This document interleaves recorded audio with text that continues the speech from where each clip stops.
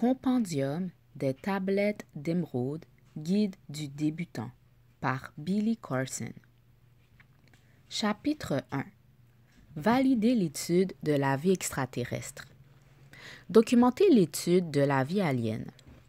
Avant tout, je tiens à établir que je crois que les tablettes d'émeraude représentent les écrits d'une entité extraterrestre nommée Thoth.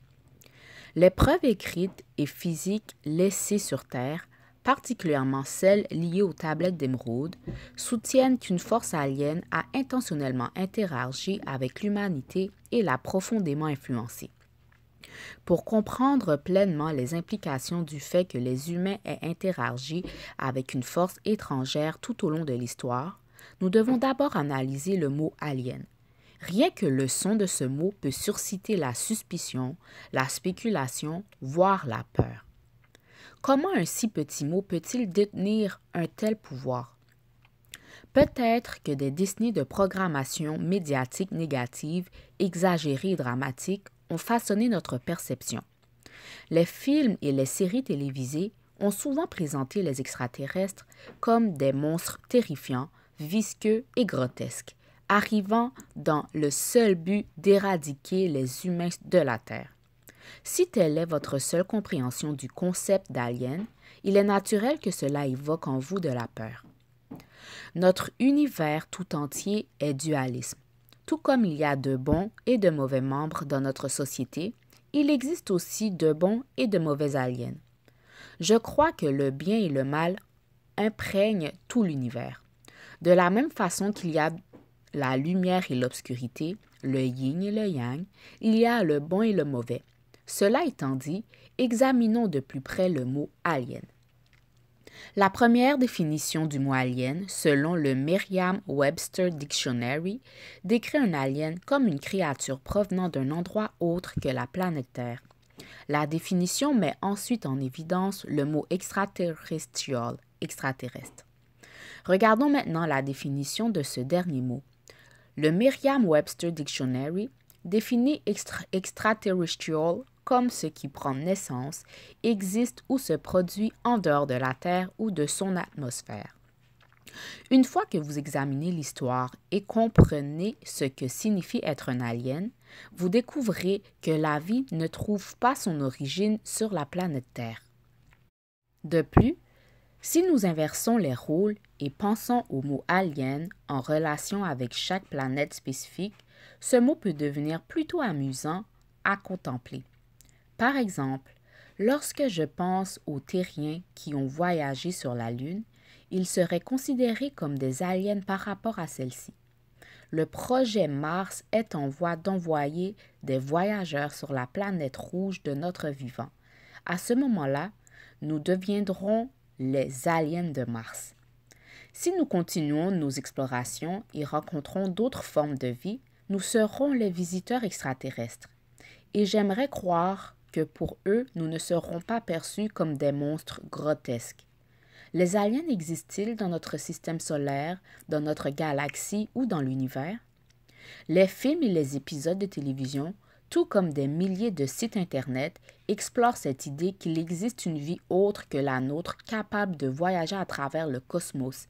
Historiquement, ce sujet semblait appartenir au domaine de la pure imagination.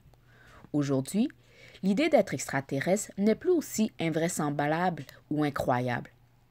Les principales institutions religieuses et des départements universitaires entiers se consacrent désormais sérieusement à l'étude des extraterrestres.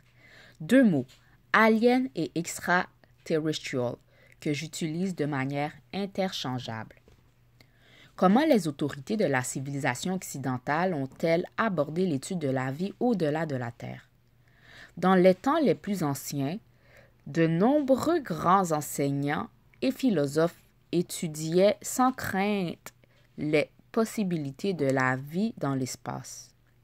Mais avec l'avènement de l'Église chrétienne, les croyances liées à la vie au-delà des cieux furent étouffées, et l'idée d'une existence en dehors des limites de l'humanité fut rejetée.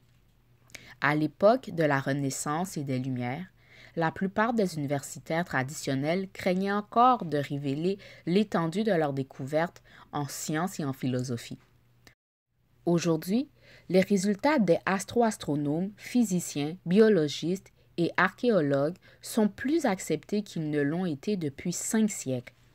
Presque 400 ans après que l'Inquisition romaine ait emprisonné Galilée en 1633 pour avoir remis en question la croyance de la Terre était le centre de l'univers. L'Église se prépare désormais à célébrer sa vie et ses découvertes scientifiques. L'Église du 21e siècle adopte une approche plus moderne et académique face aux découvertes de Galilée, tout en soutenant l'idée qu'il existe une vie au-delà de la planète Terre. La révolution scientifique devint une force inéluctable que même le pouvoir de l'Église ne pouvait plus contenir. À partir de 1757, l'Église a levé l'interdiction sur les écrits de Galilée. Pourtant, ce n'est qu'en 1984 que le vénérable pape Jean-Paul II a publiquement reconnu que Galilée avait subi une persécution injuste pour ses croyances concernant l'espace et au-delà en utilisant l'expression imprudemment opposée.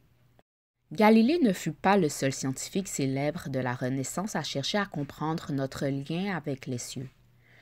Au 15e siècle, Copernic consacra toute sa vie à établir la nature héliocentrique de notre système solaire, prouvant que le Soleil, et non la Terre, est le centre de notre système. Ses travaux se fondaient sur des documents anciens longtemps ignorés provenant de la Grèce antique. Au cours de ses recherches, il devint convaincu que nous n'étions pas seuls dans l'univers. Les découvertes de Copernic ne furent publiées qu'à sa mort, lui évitant ainsi toute réprimande, car il aurait été impensable de tourmenter un mourant comme on l'avait fait pour Galilée. L'influence catholique sur notre conscience de la présence extraterrestre. Lors de conférences tenues en 2009, 2011 et 2014, l'Église catholique a exprimé son ouverture à la possibilité d'une vie extraterrestre. Selon le Catholic Register du 23 février 2018, le pape François déclara « Si une expédition de martiens arrive et que l'un d'eux me dit « Moi, je veux être baptisé », qui sommes-nous pour fermer les portes? Le Vatican Observatory, Observatoire du Vatican, a longtemps été à l'avant-garde des efforts visant à réconcilier science et religion. Lors des conférences de 2009 et 2011, convoquées par le pape Benoît XVI, 32 scientifiques se sont réunis pour aborder les questions des origines de la vie et la possibilité d'une vie au-delà de la Terre. Dans l'atmosphère ouverte du célèbre observatoire fondé en 1582, la découverte et la flexibilité intellectuelle étaient encouragées. Les chercheurs clercs du Vatican ont généré des recherches de premier plan, rassemblant l'une des collections de données célestes les plus significatives au monde. Lors de la première conférence de 2009, le révérend José Funes, directeur de l'Observatoire du Vatican, présenta les résultats d'un groupe interdisciplinaire d'astronomes, physiciens et biologistes. Il expliqua « Bien que l'astrobiologie soit un domaine émergent et encore en développement, les questions sur les origines de la vie et sur son existence ailleurs dans l'univers méritent une attention sérieuse. Ces questions comportent de profondes implications philosophiques et théologiques. Pour le père Funes, le défi de la philosophie et de la théologie consistait à trouver un consensus dans ce débat. Il déclara dans l'Observator Romano, le journal du Vatican, « La foi en Dieu ne peut être compromise simplement parce qu'on croit aussi à l'existence d'une vie extraterrestre. Comment pourrions-nous exclure que la vie se voit développer ailleurs? Tout comme il existe une multitude d'êtres vivants sur Terre, il pourrait exister d'autres formes de vie, même intelligentes, créées par Dieu. Cela ne contredit pas la foi, car on ne peut pas imposer de limite à la liberté de création divine. La conviction que nous finirons par rencontrer la vie extraterrestre est aujourd'hui partagée par de nombreux érudits, qu'ils soient religieux ou laïcs. Le jour où cette vie se manifestera à nous, elle sera alors reconnue comme une partie de la création de Dieu. Un autre scientifique invité à ces conférences fut Chris Empey, professeur d'astronomie à l'Université d'Arizona. MP estima que le Vatican avait raison d'accueillir ce type de discussion. La science et la religion voient la vie comme le résultat particulier d'un univers vaste et largement inhospitalier. Il ajouta: si la biologie n'est pas unique à la Terre ou si la vie ailleurs diffère de la nôtre, alors la signification de notre existence dans un univers biologique prend une dimension extraordinaire. L'immensité de notre univers est au-delà. Outre les centaines de planètes découvertes en dehors de notre système solaire, l'Agence spatiale européenne, ESA, a récemment annoncé la découverte de 32 nouvelles planètes. Selon le professeur MP, nous pourrions découvrir une vie extraterrestre mesurable en années plutôt qu'en siècles, sur des planètes capables de soutenir la vie dans des conditions comparables à celles de la Terre. En novembre 2013, les astronomes, grâce à la mission spatiale Kepler, ont interprété des données suggérant que dans la seule Voie lactée, il pourrait y avoir jusqu'à 40 milliards de planètes de la taille de la Terre orbitant autour d'étoiles semblables au Soleil. Les scientifiques ont déjà identifié environ 3700 planètes situées dans la zone habitable appelée Goldilocks Zone, là où les conditions sont juste parfaites pour permettre à la vie d'exister. Trouver ces planètes reste un défi colossal, mais il est difficile d'imaginer qu'avec un tel nombre, la vie n'existe pas ailleurs. Beaucoup croient même que la vie a existé bien avant l'émergence de notre technologie moderne. De ces planètes découvertes, la plus proche dans la Goldilocks Zone est Proxima Centauri b, située à 4,4 années-lumière de la Terre. Un voyage qui prendrait environ 54 000 ans avec la technologie actuelle de propulsion spatiale. Il est possible que la vie sur Proxima b appelle déjà l'humanité à la rejoindre, et peut-être même que la vie extraterrestre a déjà visité la Terre. Depuis le 24 août 2016, nous connaissons les coordonnées précises de cette planète potentiellement habitable. RA 14h29 42 secondes, décembre -62 degrés 46. Il existerait 40 milliards de planètes semblables à la Terre dans une seule galaxie. Incroyable, n'est-ce pas? Selon une publication de la Royal Astronomical Society du 16 janvier 2017, les Astrophysical Journal rapportent qu'il y a entre 2 et 10 trillions de galaxies dans l'univers, chacune contenant environ 200 milliards d'étoiles comme notre Soleil. La question évidente devient alors, combien de planètes cela représente-t-il dans tout l'univers?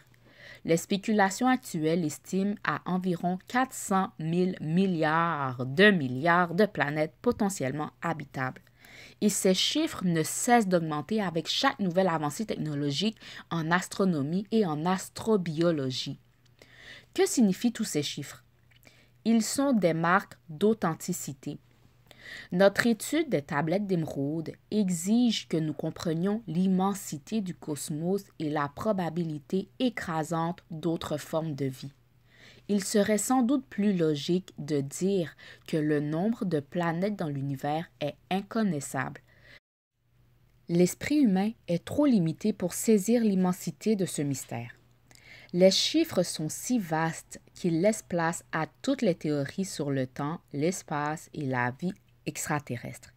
En comprenant l'échelle astronomique de notre galaxie, nous réalisons que les probabilités penchant en faveur de la vie ailleurs.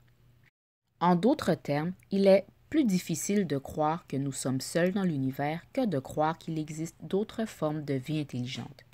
Les vastes nombres de planètes donnent foi à la compréhension ancienne selon laquelle des civilisations extraterrestres existent depuis des dizaines de milliers d'années. Religion et science. De nombreuses confessions chrétiennes, y compris la majorité du catholicisme, ont parcouru un long chemin en matière de rapprochement avec la science. Copernic est mort avant que l'Église ne rejette ses travaux. Mais un autre scientifique célèbre, Giordano Bruno, n'eut pas cette chance. Bruno alla encore plus loin que Copernic. Il affirma que notre système solaire n'est qu'un parmi une multitude d'autres systèmes stellaires où la vie intelligente existe. Il indiqua également qu'il pourrait exister des formes de vie extraterrestres supérieures à celles de la Terre. Malheureusement, l'Église considéra ces propos comme blasphématoires et condamna Bruno au bûcher en 1600.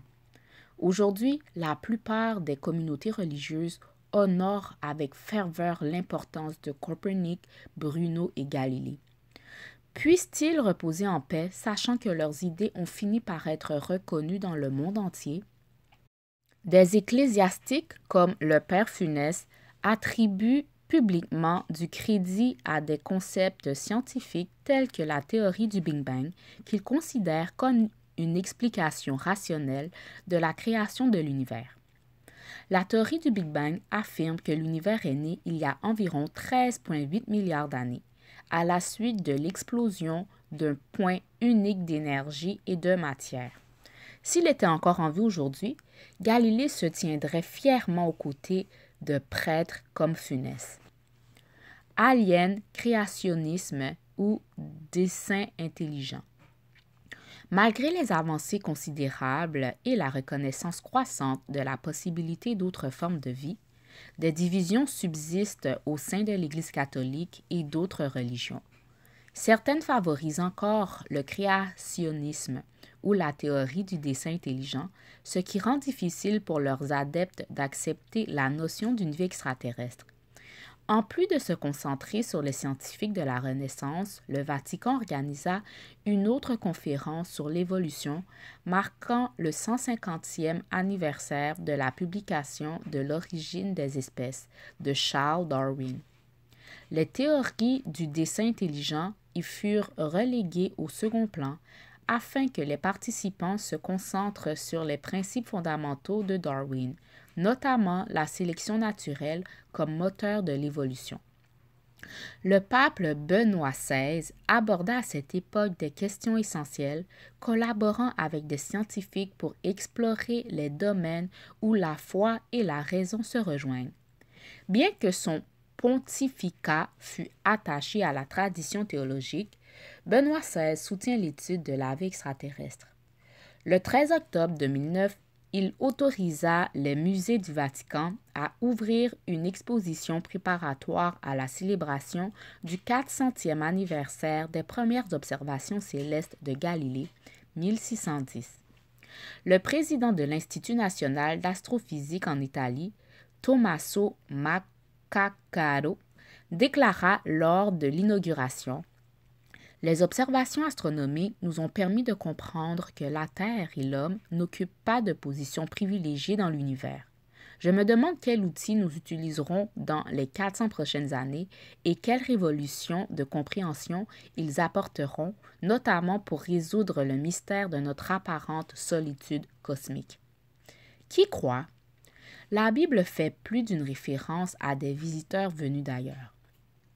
N'oubliez pas d'exercer l'hospitalité envers les étrangers, car certains ont ainsi accueilli des anges sans le savoir. Hébreux 13, verset 2. Je propose que ces anges étaient en réalité des êtres extraterrestres.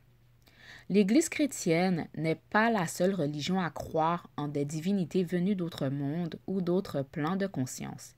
Il est essentiel de comprendre cela.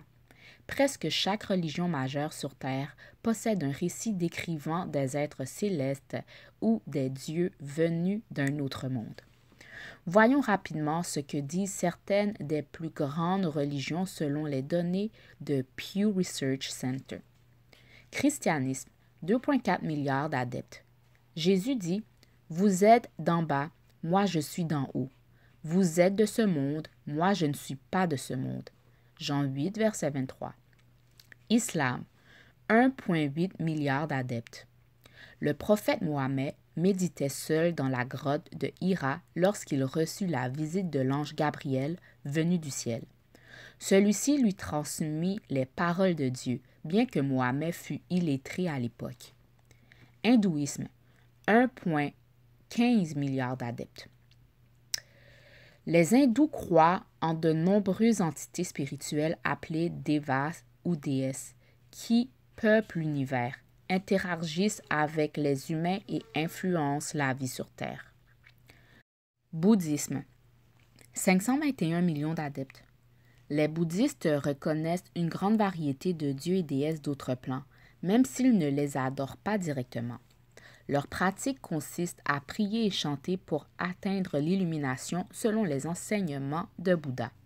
Fait intéressant, le traducteur moderne des tablettes d'émeraude, M. Doril, passa plusieurs mois au Tibet sous la direction du Dalai Lama, peu après la Première Guerre mondiale. Mormonisme, 17 millions d'adeptes. L'ange Moroni, non terrestre, visita Joseph Smith à plusieurs reprises à partir du 21 septembre 1823. Selon Smith, Moroni était le gardien des plaques d'or qui contenaient les textes fondateurs du livre de Mormon. Judaïsme, 14 millions d'adeptes. L'Ancien Testament contient de nombreux récits de visiteurs venus d'ailleurs. Par exemple, les étrangers célestes qui visitèrent Lot, frère d'Abraham, l'encouragèrent à fuir Sodome et Gomorrhe. Le prophète Élie monta aux cieux dans un char de feu, vaisseau décrit comme ayant des jets de propulsion. Le prophète Ézéchiel remplit ses visions de description que certains considèrent aujourd'hui comme les plans d'un engin spatial. Ainsi, le judaïsme aussi accueille l'étude de la vie extraterrestre. Le mystique arménien George Gurdjieff explore les sources de la connaissance ésotérique et déclara « Ce que j'ai découvert semblera étrange à beaucoup lorsque je dis que l'Égypte préhistorique existait déjà des milliers d'années avant la naissance du Christ. » Il ajouta « L'Église chrétienne, sous sa forme actuelle, tire son origine d'une Égypte ancienne que nous ne connaissons pas encore. Elle était différente de celle que nous étudions, existait bien avant elle, et seule une petite partie a survécu, préservée secrètement à travers le temps. P.D. Ouspensky in Search of the Miraculous. Aujourd'hui, l'étude des extraterrestres attire autant les chercheurs laïcs que les religieux. Cependant, tout le monde n'est pas d'accord sur la façon dont nous devrions les designer. En 2014, plusieurs groupes s'opposèrent vivement à une initiative ayant accordé 1,1 million de dollars de fonds publics à la Center for Theological Inquiry du New Jersey, un institut œcuménique de recherche pour étudier les implications sociales et théologiques de l'astrobiologie. Pourtant, selon Billy Carson, la croyance en la vie extraterrestre devrait être encouragée tant par les institutions religieuses que scientifiques. En étudiant des textes anciens comme les tablettes d'émeraude et en observant les progrès modernes de la physique et de l'astronomie, ceux qui cherchent la vérité finiront par la trouver. Car pour beaucoup, il ne fait aucun doute que ceux que nous appelons extraterrestres aujourd'hui étaient dans les temps anciens considérés comme des dieux et des anges. Carl Sagan, Paul Davies et la preuve de la vie extraterrestre. Carl Sagan a écrit dans Cosmos « Pendant ce temps, ailleurs, il existe un nombre infini d'univers, chacun avec son propre Dieu rêvant son rêve cosmique. On dit que les hommes ne sont peut-être pas les rêves de Dieu, mais que les dieux sont les rêves des hommes. » Sagan soulignait que l'exploration spatiale conduit inévitablement à des questions religieuses et philosophiques. Il affirma également « L'origine de la vie sur la planète propice semble intégrée dans la chimie même de l'univers. » Le physicien Paul Davies, dans son livre « Are We Alone? Sommes-nous seuls? » présente deux principes soutenant l'existence d'une vie extraterrestre. 1. Le principe d'abondance, selon lequel tout ce qui est possible finira par se réaliser. 2. Le principe de continuité, stipulant que tant qu'il n'existe aucun obstacle à la formation de la vie, celle-ci émergera nécessairement. Le professeur d'astronomie David Wenstrup de l'université Vanderbilt, auteur de Religion and Extraterrestrial Life, écrit « Nous pouvons raisonnablement nous attendre à ce que le nombre d'exoplanètes connues devienne bientôt comme les étoiles presque incalculables. L'évolution est une affaire sérieuse. Des scientifiques de tous horizons examinent la possibilité d'une vie extraterrestre avec une attention croissante et des années de recherche approfondies. Pendant 13 ans, Maxim E. Makoukov de l'Institut d'astrophysique Fesenkov et Vladimir I.